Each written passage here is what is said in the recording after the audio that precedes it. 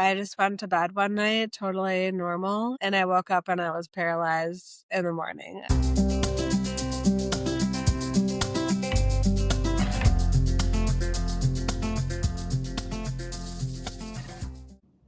Hey, Fraud Squad. Welcome to Who Let Me Do This. I'm your host, Saidee, and this is the podcast for anyone who's ever looked around and thought, wait, who trusted me with this job, with these kids, and with this life? Here's the deal.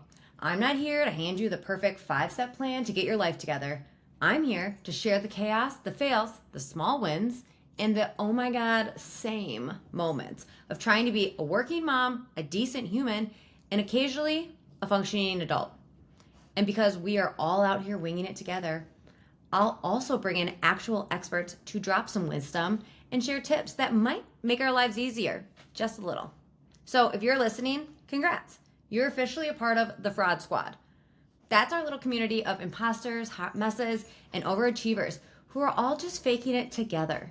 So grab your coffee, grab your wine, or let's be real, grab the leftover food from dinner that your kid didn't eat, and let's dive in. Oh, and if you like what you hear, hit subscribe so you never miss an episode and share it with a friend who could, I don't know, use a laugh or maybe just a little solidarity. The more of us in the Fraud Squad, the better. Let's swing into family and personal life. We started to touch on it a little bit. I would love to hear more about your story with MS, how you were diagnosed, how it has changed your outlook on life, family planning, financial planning, etc. Yeah, so in 2018, it was February, I just went to bed one night, totally normal, and I woke up and I was paralyzed in the morning. I couldn't walk. Half of my face was paralyzed. I couldn't talk. I couldn't write with my right hand. And so it was very sudden. It was this crazy onset. I immediately got diagnosed with MS. Wait, what did you do? Like you opened your eyes. Yeah. Like walk me through this. I am having it. Yeah. So Brady and I, it was a Saturday morning. I'll never forget it. We went to urgent care and. But did you open your eyes and you were like, Brady, I can't get out of bed? Yeah. I mean, I couldn't walk. I was like, but you could talk. I could talk actually at that moment because it progressed over the next few weeks. It impact my speaking and handwriting. So immediately it was my legs. Okay. And so we went to urgent care. I was like, I can't walk. Like, help. Yeah. And the guy just was like, oh, you probably just hurt like a disc in your spine. Like, here's some exercises. Go home and practice these over the Was it rest that of the it was weekend. painful to walk or you couldn't move your legs? I just couldn't move. Like, and he sent you home with exercises? Yes. Were you like, but I can't lift the leg to exercise? Yeah. I mean, it was crazy. We did these stupid exercises over the Saturday and Sunday. I was getting worse and worse. So and were you like, oh my God, like, what the Yeah. I'm dying. Like, well, and the thing is, my dad has MS. Oh. So I immediately was like, oh my gosh, I have MS. And so Monday morning rolls around. We go to another hospital like immediately. They rush me over to a neurologist. You know, I do all the tests. It's a crazy couple of weeks. And Were you in the hospital that whole time? I wasn't in the hospital. They sent me home, but I was doing a lot of procedures. I mean, I was at the doctor every single day. And I was on some steroids. And I got diagnosed a couple weeks later officially. And that's when things were still getting worse and worse.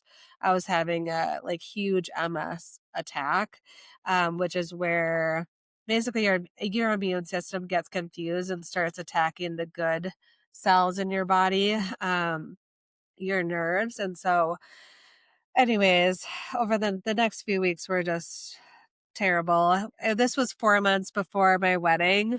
It was just like a really stressful time of life. I was again in the doctor for every single day doing physical therapy, doing treatments for months. And that's crazy.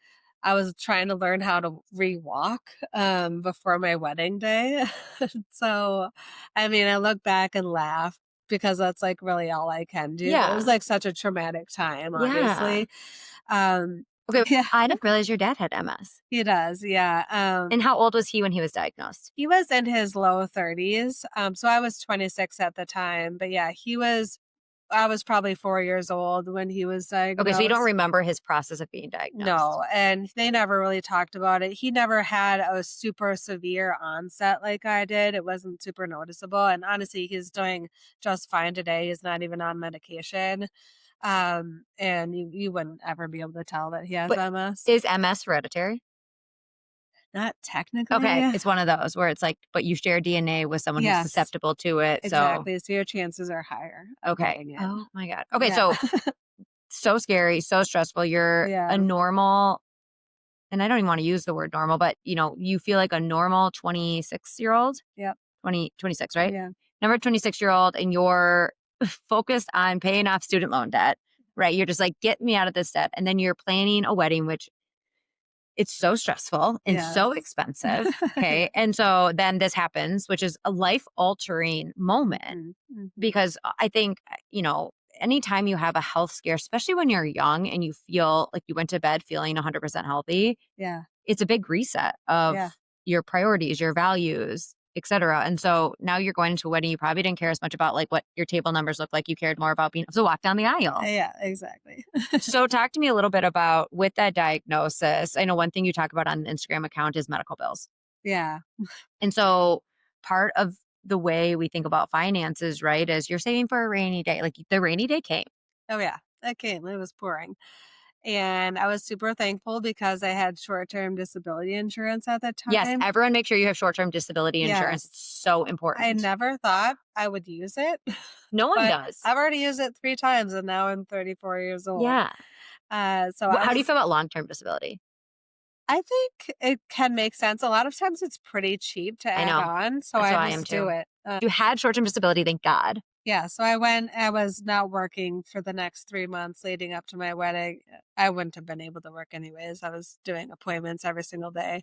So I'm very thankful for that. But when I came back to work after all of that happened, I transitioned into a role that was no longer client facing because client facing is just inherently more stressful. Mm, And so I'm really thankful for the startup company I was working for at the time because they just made this all happen for me. They basically like made up a new role for me to be able to do that was a lot less stressful. I could just kind of work independently on my own time and just recover from this trauma that I had yeah. been through. And so, yeah, I mean, And does MS respond to stress? Like, is that yes. like so a Yeah. stressful experience? So, is there a possibility that your flare up that you had was in connection to like planning for, I mean, that, 100%. okay, that year of our Yes. lives of planning for a wedding, having a Yeah. new job, all the things is a Yes. very stressful year. Yes. I definitely think that that's what initiated it. I'm Hmm. sure there was other environmental factors too. It's a very complex disease, but definitely. And so ever since that moment, I have been so focused on like how do I reduce stress in Hmm. my life? Hmm. Money is not everything. And so it was a big reset for me at the time. Yeah. So, how did that change how you and Brady thought about money and finances and how you had this very scary moment and Yeah. thank God you recovered and were Hmm. able to walk and dance at your wedding, all of those things. But Yeah. looking forward to the future, how did that change how you guys thought about money? How you guys thought about like if you would have a family, when you would have a family? Talk us through Yeah. that. So that was a really scary like thought process for me because I know that there's a lot of things that can make MS flare up. One thing is the postpartum period. Mm, After having kids, your hormones are crazy, and so MS can do some crazy things during that period of life. So I immediately was like, "Oh my god, I'm never going to be able to have kids." mm. And so you just go through this just like overwhelming experience, just like all these what ifs. Yeah. But we just try to take it one day at a time. Like, okay, the medication's working, I'm improving. Mm, The doctor said we could try to start having kids in like they try to have you space it out like 2 years after you have a big flare up of mm, your MS so that things are more calm. So I was like, okay, I'm just going to do the timeline that the doctor says. Like literally 2 years after, we tried to get pregnant, and that's when we had our first kid, and then they want you to space everything out, like, at least 2 years. So Hmm. that's what we've been doing, and I've never had another MS attack since that first big one, and so I'm just gonna follow what the doctor Yeah. recommends, and, but yeah, that's one factor of life, and then I continue to just try to have more internal roles at my jobs to lower stress, and I think that's also been really nice because with little kids, they're just so, like, time intensive, and Mm, so I've had a lot of flexibility to be there for them and be around and not have the stress of a super intense job. yeah. And so we just try to balance it that way. Brady's job is much more intense, and it's nice to have one parent in the relationship that, you know, is a little bit more flexible. Can you talk a little bit about medical bills? Because I know you talk, obviously, with your MS, you have Yeah. had extensive medical bills. But one Yeah. thing I learned from you was that you can negotiate Yeah. medical bills and they're often incorrect.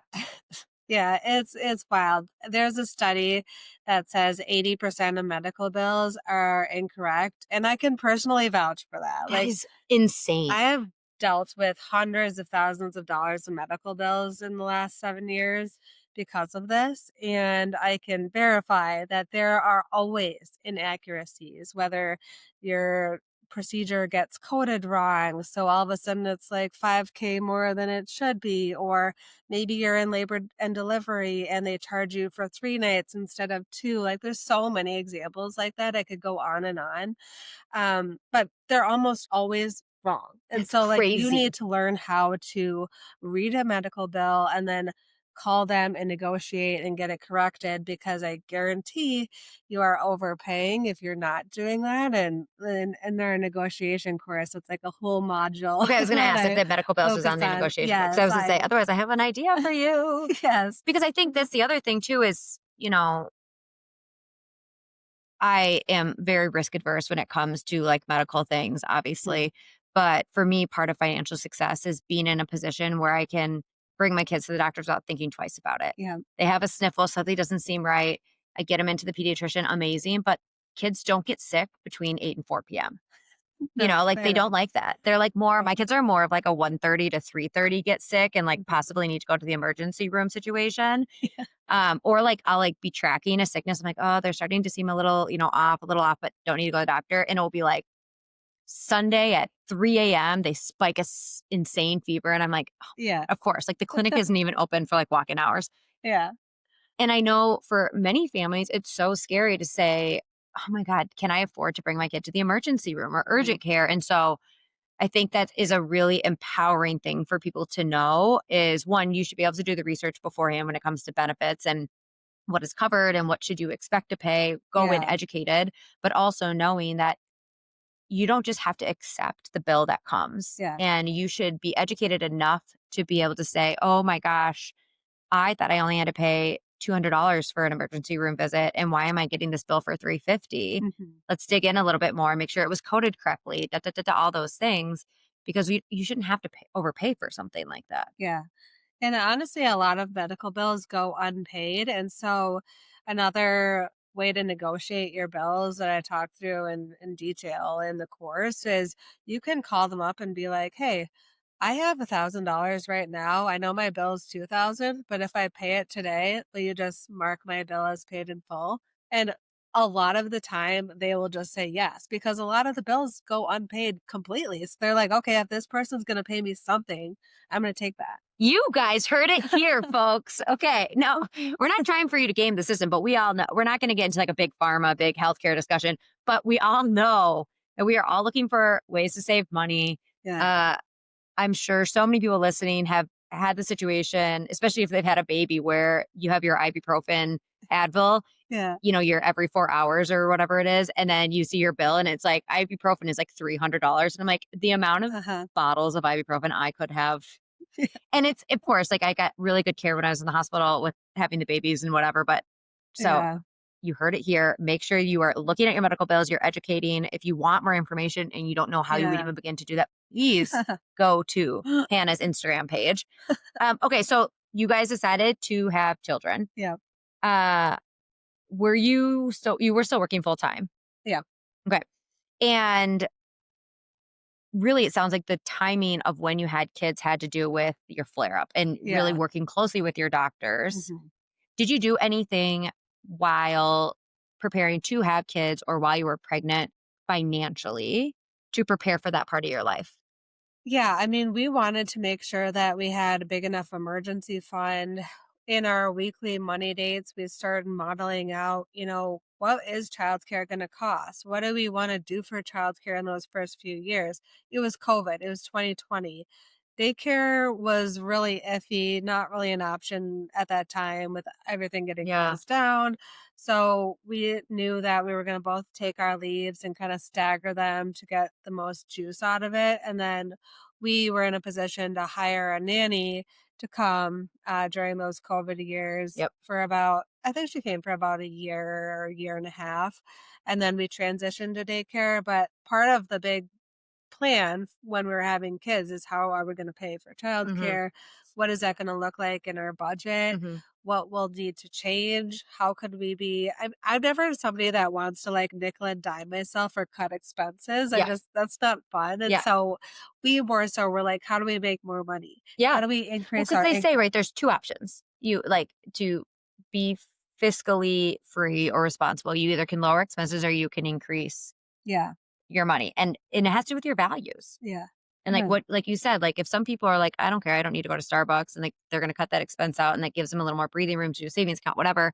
Then there's other people that's like, I just want to be able to do those things and I don't Yeah. want to cut out this or this or this in my lifestyle. And so your option is to get into debt or make more money, however that is, a side hustle, a promotion, a new job, whatever. Yeah.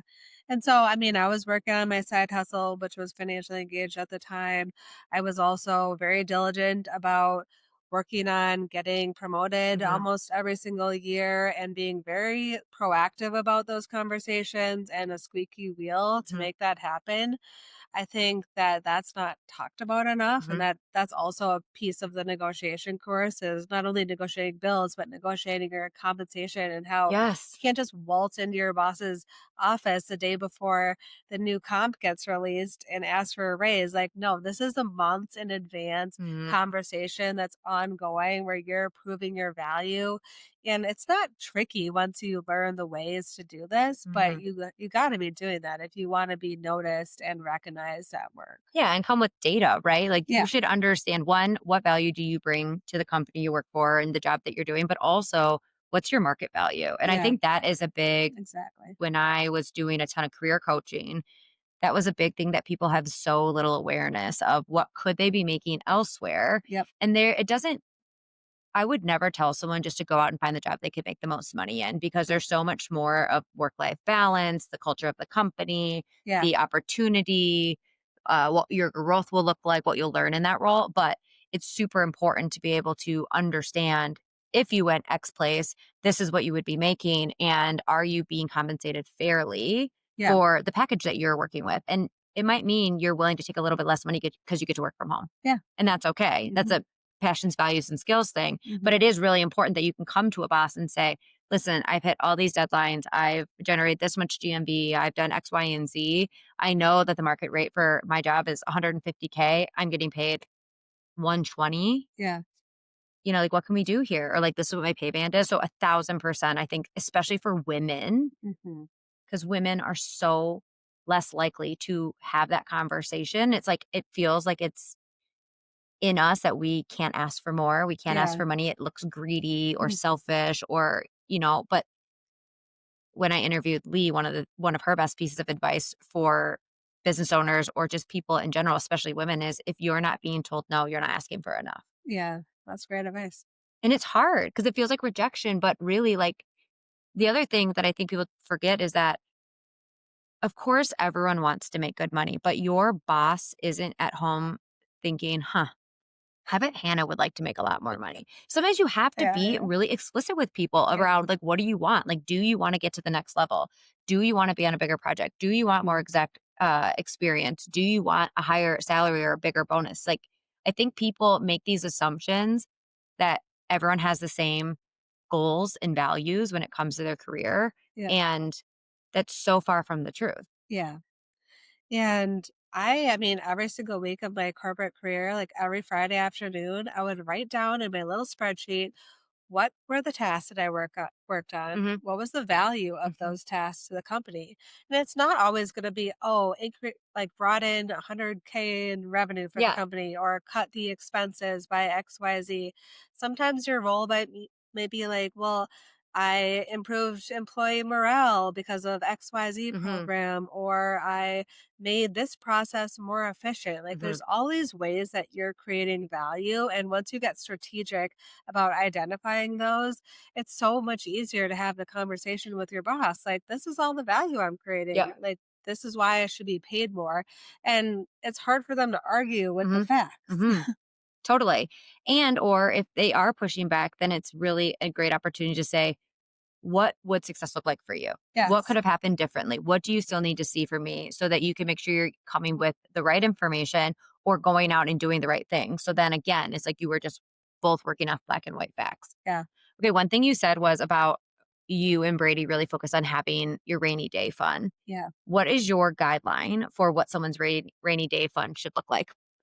The general guideline is 3 to 6 months of your required expenses. So this is not like every single expense that you This is have. not like your caramel macchiato every Yeah, day. like this is what are the expenses you need to keep the lights on, to pay for childcare? You know, the very critical expenses where if shit hit the fan, you'd be able to still pay on a monthly basis Yeah. for those necessary things. And then once you have your month's worth of those expenses listed out, decide how many months you want to have. And this, varies for a lot of reasons. You might have a super stable job. And so maybe 1 to 3 months is all you want to have on hand, and that's fine. Maybe you're more risk averse, like you've been saying, and you just feel better if there's closer to 6 months of those Mhm. expenses, or maybe you have a job that's just a lot more unpredictable and you're just not sure. That might be a reason to have more on hand. So you kind of have to look at your situation and ask yourself those questions to determine the right amount for you. But at least a couple months is really nice to have just that peace of mind. Yeah. Where am I keeping my rainy day fund? I feel like I'm a broken record on this, but I think every single person needs to have a high yield savings account. I get a lot of questions on those. Like people just don't really understand how they work. Basically, it's a savings account that can pay you more interest than a regular savings account, primarily because they don't have brick and mortar locations. So they don't have all the costs of those banks. Mhm. And so they're able to pass on a higher interest rate to the consumer, which is so nice. They're FDIC insured, almost all of them that I've seen. You can double check that, but they're just as safe as Mhm. a regular traditional savings account, except for your money earns more money when it's sitting in there. So Mhm. I always put my emergency fund in my high yield savings account, and I always put money that I need for short term goals. So goals in like the next 1 to 3 years in that high yield savings account. Yeah, and I think it's important too because this was one thing that freaked me out about something that wasn't a traditional savings account is there are not brick and mortar locations, but you can always get to that money. It's Yeah. not like Yeah. a CD, it's not like an investment where No. you there aren't penalties for taking it out. I think the biggest restriction I have Ally, Mhm. the biggest restriction I've seen is that I think I get 10 transactions per month, Mhm. but they could be of any amount. Yeah. And so, like, for instance, if I was in a situation where I'm like, oh my gosh, I have to take money from the high yield savings account, or we use it often to save, we actually save for Christmas with it and we Yep. save for family vacations. Because what's really cool about the one I use is I can do buckets. And so Yeah. I can have like just like my rainy day savings in there, but then I can have vacation savings or even car repair savings. I think it's really just as accessible as a normal savings account. Yeah, exactly. Yeah. Okay. And so you're just earning more interest on the money that's sitting there doing nothing anyways. So it's might as well make more money on it. Yeah. Yeah. Yeah, I mean, I get so many questions on it that I finally just created a free guide. So I was like, people just don't understand how these work. Look at this Yeah. guide, like it'll walk you through everything. And when you're looking at different savings account Yeah. options, and then I always tell people like, don't spend more than 30 minutes. picking where your high I yield know, because savings it's gonna be account's like gonna a be. point 0.2 change in Yeah, interest, just and it like pick one. changes, like, it goes up, it goes Yeah, down, like, da, da, da, exactly. da, but it always is higher than a normal Yes, savings yeah, account. exactly. Okay, so let's say someone is like you were at one time preparing to start a family. You started to touch on this a little bit of rainy day savings, really getting themselves familiar with what are daycare costs in their Mhm. town or city that they live in. We have an episode, I don't remember what episode number it is, where I break down like my daycare diaries of how I Yeah, chose what daycare to go to, the different costs associated with those things, and really balance with what your family needs. And I think that's actually really important that you know that there are lots of options for daycare. There's the nanny, there's centers, there's in homes, there's mhm, au pairs, but understanding what does that look like for your month to month expenses? yep, How is that going to play in? Is there other advice that you have for people from a financial perspective on how to prepare for becoming parents or setting up their family for success yeah. after a child comes? I think the big ones are, again, having that emergency fund in place, making sure that you don't have that high interest rate credit card debt. That's just going to be so hard when you start layering on childcare Mhm. expenses if you have that kind of debt. Mhm. And then I also really like to have people look at term life insurance once you do have people that are dependent on your income. So you can get life insurance for just the period of time where those people are relying on you. So that could be like a period of 0 to 20 or Mhm. 0 to 18, or some people do like 0 to 30 if they really want to protect their family, but you can get it at a pretty affordable rates, and then you can get up to, like, I think it goes in $1,000,000 intervals, so 1,000,000, 2,000,000, whatever you want, to get passed on to your kids if something ever happened to you, which Mhm. I think is probably the best thing you can do if something terrible Yeah. happened. Okay, wait, can we break down just for like layman's terms, term life insurance? Yeah. What is that? What's a term life insurance versus normal life insurance policy? So, term life insurance is you're insuring a specific term, so a specific number of Yeah, years period of time. of your income. Okay. And so that compared to something like whole or universal life insurance, which, oh, don't even get me started on that, but that's a total scam. There's almost zero reason I can think of why anybody should have whole life Mm. insurance besides the fact that financial advisors get paid a fat commission for selling Mm. it to you. And so that's why when you walk into an advisor's office, you might hear them talking about whole life insurance. And if they're doing that, I advise you to run. Like Noted. it's horrible. Nobody, I mean, I'm not gonna say nobody. There are some circumstances where it makes sense. For example, like if you had a child with a disability who is actually depending on your life or For on the your your income for their whole life. yes. Okay. But for the most part, your kids are only really relying on your income for that period where they're 18 to 20 actually years. kids. Yeah. Yeah. What is your thought on 529s? I love 529s, and especially in the last couple of years, they've released some new laws regarding them where it used to be like you can only use it on qualified educational Mm, expenses. And so a lot of parents would be like, well, I don't know if my kid's going to use all the money for college, or I don't know if they're even going to go to college, which are valid concerns. But now there's a rule where if you qualify and have had it long enough, you can roll up to $35,000 from your 529 plan into an IRA for the child if they don't end up using it. So I think it's a great way to save on taxes, have the money grow, have the money there if you need it for mhm. college, and then if not, you have other options. Yeah. Okay, so we've just come out of the holidays, and some people maybe spent more than they were expecting. Maybe credit cards are a little bit high right now. What would you tell to someone who's walking away from the holidays just feeling a little overwhelmed with incurred debt or kind of starting a fresh year? Yeah. I'd first say that you're not alone. I think over 33% of people go into credit card debt for the holidays. And I understand that that's just a situation that a lot of people find themselves in. And so the biggest thing that I can recommend is to try to get some new financial habits in place for the new year. Whether that's putting together a concrete debt payoff plan to really attack any sort of debt that you may have incurred over the last few weeks or months in the holidays, really starting to get intentional about your savings goals and your monthly budget so that you can start even saving for the next holiday season or being more intentional with the dollars you have today so that you can start to get out of that debt if you have any for the Yeah. holidays. So let's focus on getting out of that debt, but also like look forward, kind of like we talked Yeah. about in the very beginning of this episode is we don't want to carry credit card debt. Yeah. But then how do you plan for look at what you spent this year? And if that's Yep. something you're goaling, let's say you spend $500 on Christmas this year. Yep. If you take 500 divided by 12, put that in a high yield savings account and it will just feel less intense. And then next year you'll have that money to walk into and be more intentional about how you spend it Yeah. and looking for deals earlier in the year.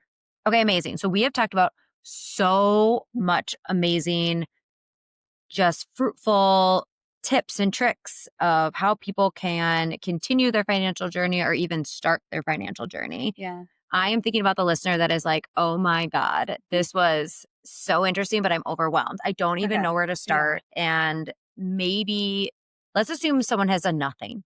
Okay, they have done nothing. What would be your top three tips for our 0 to 1 financial people? What is the number one thing you want them to walk away from this episode knowing or doing? If they're going from 0 to 1, I think the best thing they can do for themselves is to create a budget. We're just I don't care if it's in a spreadsheet or an app, but looking at your finances and putting together a foundation, Mhm, it doesn't have to be complicated, and you don't have to budget every single penny. It can mhm, be more high level. There's great resources out there, but laying that all out and just looking at everything is such an important exercise for whether you're in a situation where money's tight or if you have a really high income and you feel like, well, I have so much money, I don't have to I be don't know what to do budgeting. with it. That's honestly almost more dangerous because you really start to go off the walls a Like little bit. lifestyle creep. Yes, if you aren't looking at the numbers on a somewhat consistent basis. Okay, that's really good. So that's number one is like create a budget. You should understand what you're spending, what's on a regular basis, like what is coming in, what is going out. Is that what you want to be happening? Like, are you just Yeah. aware of what your normal spending is? Okay, what's number two? Then I would say if you have any of that high interest rate debt, you want to start funneling as much money towards that debt to really clear it out as fast as possible because if you have that high interest rate debt, every single one of your other goals in life are going to be nearly impossible to make progress towards Hmm. while you're in that period. So it might not be a very fun exercise to have to, be really diligent Hmm. for a period of time. It'll be worth it in the long run. And also, I think with that kind of thing, if you just have a plan, it doesn't Mhm. feel like necessarily you're going to be doing it forever. Because I think what's Yeah. really cool about a lot of these tools is you can say, I have, for easy numbers, $1,000 in credit card debt. If I pay $100 a month, I'm going to do it this fast. If I bump it up to 125, it's Yeah. this fast. And Mhm. so you can get really granular with like how long are you willing to carry it? What are like are you willing to really tighten things up for a certain period of the year? Yeah. So there's different ways I think different levers that you can pull to again keep it really personal to your lifestyle. Okay, and then Exactly. what's your third? Once you're out of high interest rate debt, you have that emergency fund in place, start investing Yes. like as soon as possible. Yeah. It can be small amounts, like we said. It can be literally $1. And I would love that for you, even if you start investing $1 a month, because while it may not grow to a crazy amount, you're getting in the habit of learning how to invest. And Hmm. that is the most critical piece because the most successful investors are the ones that are consistent over time and just do little amounts. And hopefully, you can grow those amounts as your income increases or as your expenses go down. Hmm. Okay, I keep trying to wrap up this interview, but I keep thinking of questions. What is the number one piece of financial advice you hope to bestow on your kids? Ooh, that's a tricky one. I just want them to always feel like they have options. I Mm. don't want them to ever feel like they're pigeonholed into a relationship or a job or they're stuck in any sort of way. I want them to have options to be able to take some risks in life, to maybe not be chained to a job they hate or in a relationship that, they're financially dependent upon. I Mhm. want them to have that knowledge to be able to take some ownership over their life and make some decisions to actually go after the goals that they have. Yeah. Okay. I love that. Okay. My last question that I ask every guest is, we call the community of listeners the fraud squad Yeah. because we are just all figuring it out as we go. So, can you think of one time in your personal or professional life that you felt like a total fraud, but you just kept pushing forward? I'm like, I feel like a fraud most I know, days of like my every day when I life. wake up. I feel like I felt like a fraud almost every promotion I was going for. And that was a totally, not accurate way to feel, Hmm. but I think that's really common for women especially. Yeah. There was some stat, of course, I don't know the exact stat off the top of my head, but it was like men who are applying to new Yes. jobs, they apply if they have like 20% of the Yeah. job qualifications, and then women only apply if they have like 90 or Yes. 100% of the job. Yes. It's just It ridiculous. is, And like, so so, ridiculous, and again, there's just, like, inferior complex that I think was drilled into women.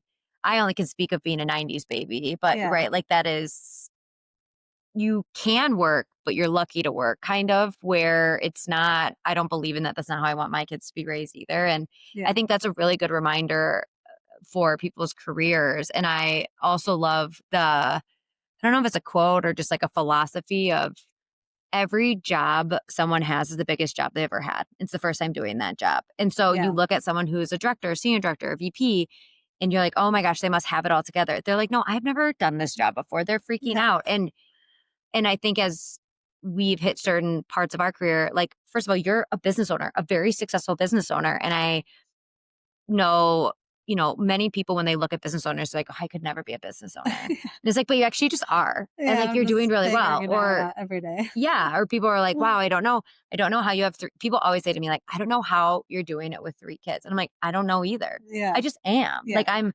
literally just pushing my way through life. I'm enjoying it, but I feel like a fraud all the time, but I think everyone just does. yeah, And so we're just like exactly. doing our best. No one knows what they're doing, and we are just navigating through it together. I think it honestly makes me a little alarmed knowing that, like, now we're in our mid I 30s and know. this is how we feel. I'm like, this is probably how, like, doctors and I lawyers and, like, pilots probably feel. They're, No, like, the yeah. really important I people. know, I know. I heard a super funny thing. My mom, I think it was my mom who said this, Carol. She said she didn't start to feel really old until her doctors started being younger than her. Yeah. Because if you think about it, you grow up and like these doctors are these people that have been in medical school forever. And even like our age now, our friends who are doctors or like surgeons that have like specialized, like they're really just starting to work, right? Like in their early 30s to mid 30s. Mhm. And it's so funny because now that we're 35, we are going to start seeing like my youngest sister-in-law is a doctor still in residency, but pretty she's significantly younger than me. And like how funny is it going to be when like go into a doctor's appointment and it's someone who's like 15 years younger than me and I I'm just like, know. "How old are you?" you know? It's a little alarming. Which is so crazy because I also feel like growing up, I thought my parents knew everything. Yeah. And I'm like at 35 I remember when my mom turned 40 and thinking, God, she's over the hill. And I'm like, I'm 5 years from 40 and I feel younger than ever. I know. And I'm like, what do I want to be when I grow up? I actually Yeah. still don't know, Yeah. And then I'm like, how am I supposed to be like shepherding these kids into adulthood when I feel like I'm still like 20? I feel like I'm forever 27. Yeah. That's the age I feel like I'm stuck at. I agree with that. Oh my God, I love that. Okay, well, thank you so much for coming. This was so much fun. Where can people find you? I'm most active on Instagram, so at financially engaged is the handle, but all of my resources and things we talked about are at financiallyengaged.com. Awesome. Thank you guys for joining. Please like, comment, and make sure you follow. We have a brand new Instagram account, the Who Let Me Do This Pod on Instagram and on TikTok. So make sure you're following along. There'll be extra little nuggets that are slipped in there throughout the year. Thank you so much, and we'll talk soon. Okay, that's it. Thanks for joining this episode of Who Let Me Do This. Go drink some water, set a boundary, and don't forget you're doing amazing, sweetie, even if you're spiraling. And hey, if this episode made you laugh or feel seen, send it to a friend, hit follow, or leave a review. Do all the things. See you next time.